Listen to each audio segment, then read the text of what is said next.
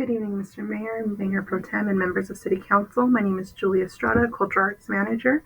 I am presenting tonight's item on behalf of Terrell Harrison, Culture and Community Services Director, for the amendment to extend the operating agreement for the Oxnard Performing Arts and Convention Center, auditorium, and meeting rooms.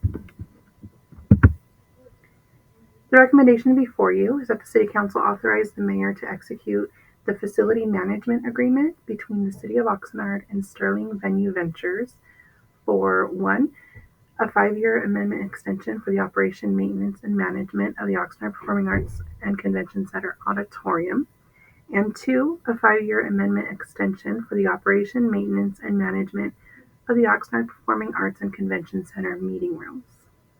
A quick overview of the Oxnard Performing Arts and Convention Center is that this facility was established in 1968. The auditorium consists of a 1,604-seat theater. There's also 8 meeting rooms on site and 500 on-site parking spaces. The city subsidies towards the PACC prior to the pandemic and this agreement exceeded well over $1 million in fiscal year 2017-18, as well as fiscal year 18-19. This facility did require a lot of city funds in order to continue its operations. In 2019, Council made the recommendation to shutter the facility.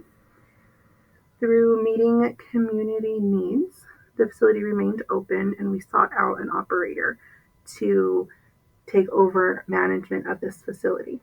In March of 2020, it was awarded to Sterling Venue Ventures for the contract to begin on March 1st of 2020. As everyone is well aware, a few weeks later, a global pandemic hit, and we were unable to hold any events at that facility for quite some time as we worked the recovery of the pandemic. In 2022 through 2024, operations skyrocketed, and we, for the first time, started seeing a surplus in revenues for this facility, proving that this agreement has been successful. In 2025, this agreement is set to expire on March 1st. This agreement does have a clause for a 5-year extension, which we are seeking out today. Sterling Venue Ventures, they own and operate the Canyon Clubs, and they have a number throughout Southern California, such as Agora Hills, Montclair, Redondo Beach, Beverly Hills, and the Libby Bowl in Ojai through the end of this year. They have over 25 years of experience working with major talent agencies and local partners. And Lance Sterling, owner of Sterling Venue Ventures, was recently named Chief Entertainment Officer for the Dolby Theater in Hollywood. The relationship between all of the parties involved at the Performing Arts and Convention Center is the City of Oxnard is the property owner. We have a contract with Sterling Venue Ventures to operate the auditorium and the PACC meeting rooms. The PACC Youth Center is solely under the operation and management of the City of Oxnard. For the PACC meeting room, Sterling Venue Ventures is working with the Oxnard Performing Arts Center Corporation, the nonprofit group that currently is taking care of the PACC room management under the permissions of Sterling Venue Ventures. Post-pandemic, performing arts facilities across the country have been facing major financial struggles, and many of them have had to close over the years. We are fortunate enough that through this agreement, we are not facing closure, and we are actually having a very successful facility. This is mainly because of the live entertainment industry trends. Because there's a regional economy of scale, Sterling, with its network of facilities, are able to book talent from multiple venues. This allows them to navigate the radius clause that many performers have, not to perform in competing venues within a certain distance of a particular location. Because of this, Sterling is able to navigate through a circuit booking and able to provide performances at multiple venues and successfully navigate this radius clause. Over the last 5 years, we've seen in the PACC operations that their revenue goals, though they did not quite meet target in the first couple of years, that is largely due to the fact that the pandemic was still in effect. And once we did come out of the pandemic, we were able to secure bookings and rentals started to exceed, concession stand sales started to exceed, and in the last 2 fiscal years, overall, there was a surplus in revenues, therefore providing a resource of reinvestment funds into the facility. The proposal before you all today does have some changes in the auditorium lease. For example, we are extending the dates to include the dates of March 1st, 2025 through March 1st, 2030.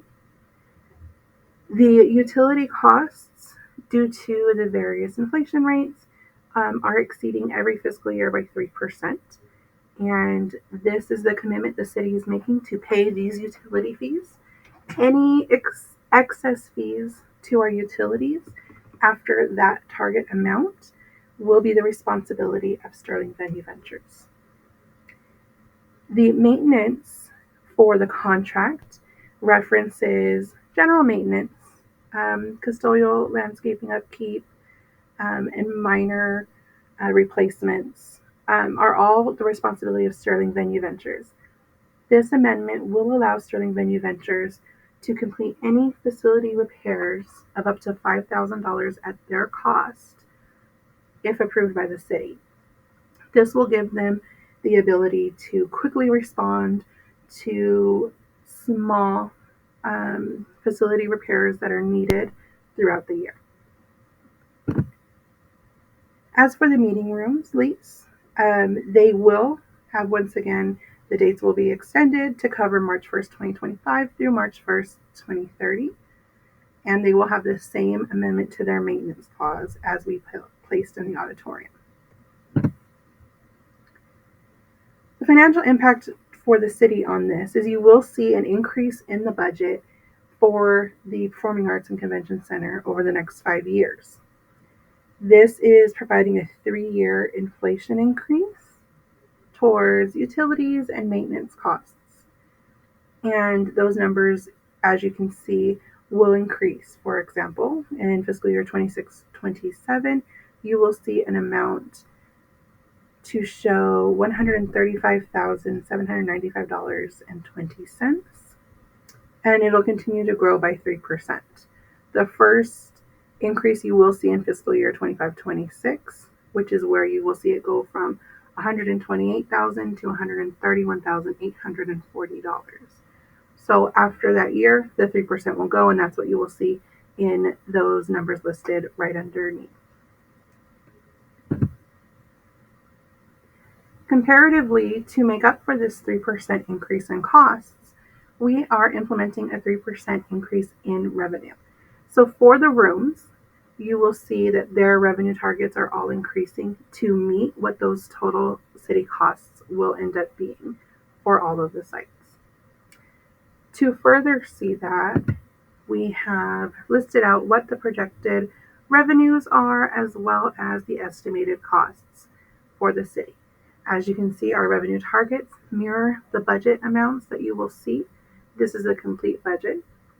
The previous numbers listed are for the utilities costs, and this includes all of our maintenance.